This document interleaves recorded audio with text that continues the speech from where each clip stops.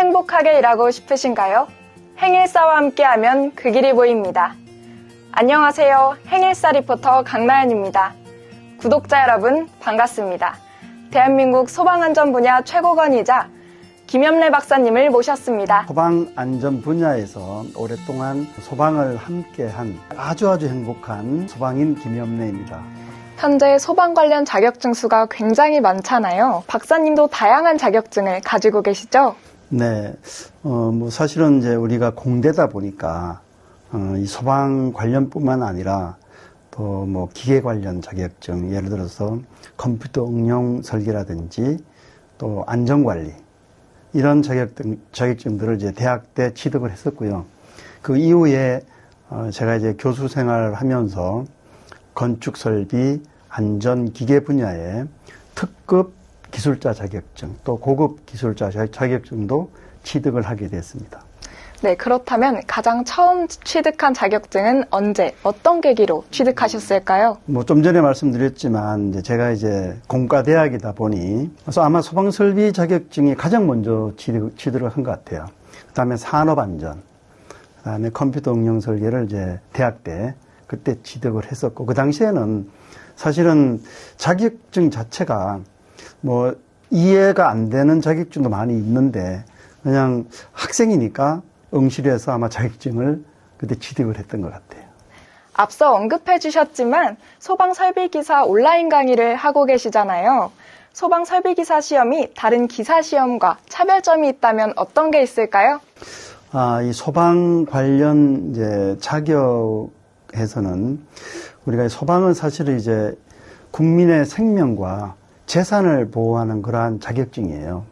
일반 자격증들은 생산성이라든지 아니면 관리 측면이라든지 이런 부분의 자격증이지만 소방 자체는 바로 우리 사람한테 사람과 같이 가는 그러한 자격증이기 때문에 굉장히 중요한 자격증이다. 저는 이렇게 지금 보고 있고요. 우리가 보면은 국민 소득이 높으면 높을수록 그 자격증의 가치가 올라가는 게 있어요. 선진국 되면 될수록 안전에 치중하기 때문에 안전 관련 자격증이 굉장히 가치가 있다. 그래서 소방 설비와 산업안전 이런 자격증이 가치가 높다라고 저는 보고 있습니다. 네, 소방 설비기사 자격증을 처음 공부하는 학생들에게 추천하는 학습 순서나 접근법도 있을까요? 크게 어떻게 보면 두 가지로 분류를 제가 말씀드릴 수가 있는데, 그 첫 번째는 처음 시작하는 학생이라면 소방 관련 학과에 입학을 하면 그 이수 과정을 거치면 시험 자격을 줘요. 그런 부분이 있고, 또 하나는 산업체에서 근무한 경력이 있으면 시험 볼 수 있는 자격을 주기도 해요.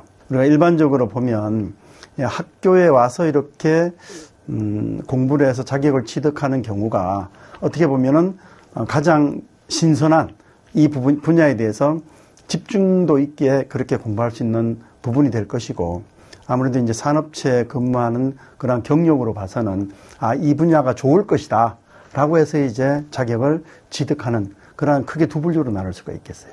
네, 소방설비기사 시험을 취득하는 게 정말 어렵다고 알고 있거든요. 특히 실기시험의 경우에는 합격률이 10% 안팎이라고 들었습니다.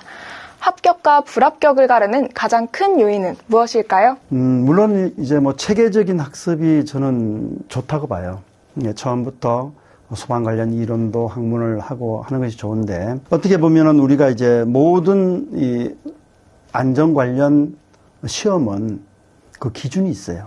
우리 소방에도 화재 안전 기준이라는 그 기준을 습득을 해야 돼요. 공부를 해야 돼요. 그 부분을 모르면 이 소방 관련한 자격증을 취득을 할 수가 없어요. 그래서 그 부분이 중요하고, 그 다음에 또 현장 경험도 중요해요.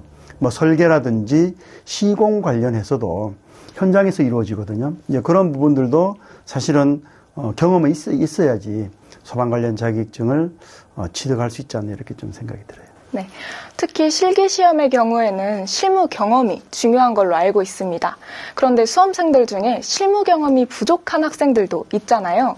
이분들은 어떻게 보완해야 할까요? 물론 실무 경험도 중요하지만 시험은 패턴이라고 봐요. 이 패턴만 알면 사실은 뭐 크게 어려움이 없을 거라고 보거든요.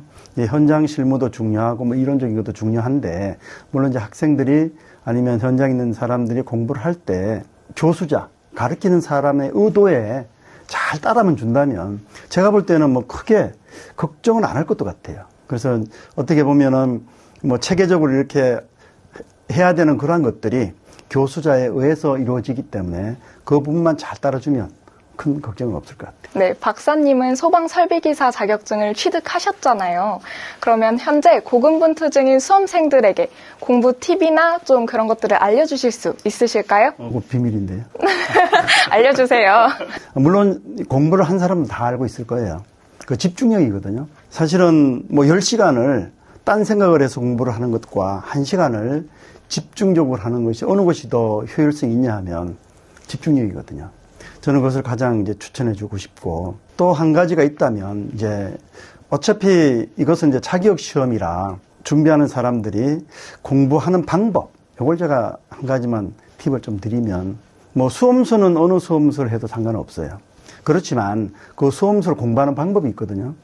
예를 들어서 처음 볼 때는 사실은 이제 생소하기 때문에 공부를 하는 거란 패턴이라든지 이런 부분들을 익히면서 공부를 해야 되기 때문에 뭐 크게 속도는 빠르질 않아요.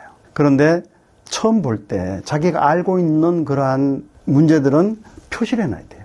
그리고 모르는 문제를 잡고 문제 풀 그러한 생각을 말고 그냥 넘어가세요. 그냥 넘어가면 한 권을 이제 집중적으로 보게 되면 그 중에 한 3, 40% 정도가 이해가 되고 나머지는 이해가 안 될 거예요.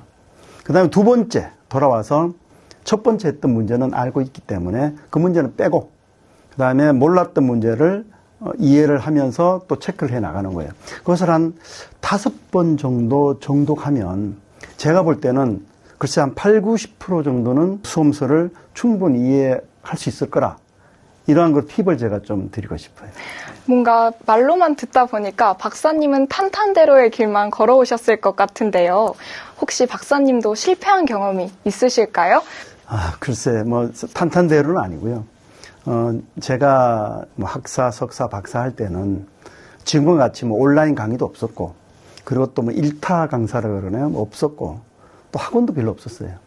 그러다 보니까 자기 스스로 이제 공부할 수 있는 그 방법밖에 찾을 수가 없거든요.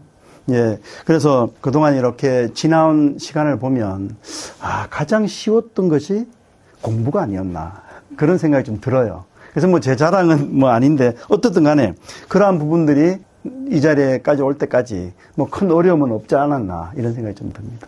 그래도 공부를 하시면서 포기하고 싶었던 순간들도 있으셨을 것 같은데요. 어떻게 극복을 하셨을까요? 제가 좀 전에 말씀드렸지만 공부는 제가 포기를 안 했거든요. 물론 이제 제가 대학을 9년 만에 졸업했어요. 그 당시에는 어려운 시기라 휴학계 내고 또 공부하고 이런 세월이 9년 만에 이렇게 했던 그런 것이 어려움이 있었지, 뭐 공부에 대해서 이렇게 어려운 것은 없었어요. 합격률이 높지 않은 만큼 여러 차례 도전하는 수험생들이 있을 것 같아요. 좀 재도전하는 수험생들에게 한마디 해주실 수 있으신가요? 글쎄, 뭐 한 번에 합격하면 제일 좋죠. 뭐 한 번에 정말 합격하면 그 성취감도 있고 그럴 텐데, 사실은 그렇게가 쉽지 않거든요. 특히 소방은 합격률이 한 10%밖에 안 돼요. 그러다 보니까 좌절을 하는 사람도 그렇게 또 많이 있어요. 많이 있는데, 뭐 좀 전에 말씀드렸지만 제가 집중력, 이것이 가장 중요하고, 팁을 추가로 하나 더 드린다면 이건 조금 중요하거든요. 이 기출 문제가 있어요. 기존에 이제 이렇게 출제된 문제, 이 문제를 사실은 다 풀어가야 돼요. 왜 그러냐면 기출된 문제에서 40, 50%가 출제가 돼요. 물론 이제 변형도 되긴 되겠지만 똑같은 문제가 그렇게 출제가 되기 때문에 기출 문제만 충분히 활용을 해도 합격하는 데는 큰 어려움이 없지 않나, 이런 생각이 좀 들어요. 네, 감사합니다.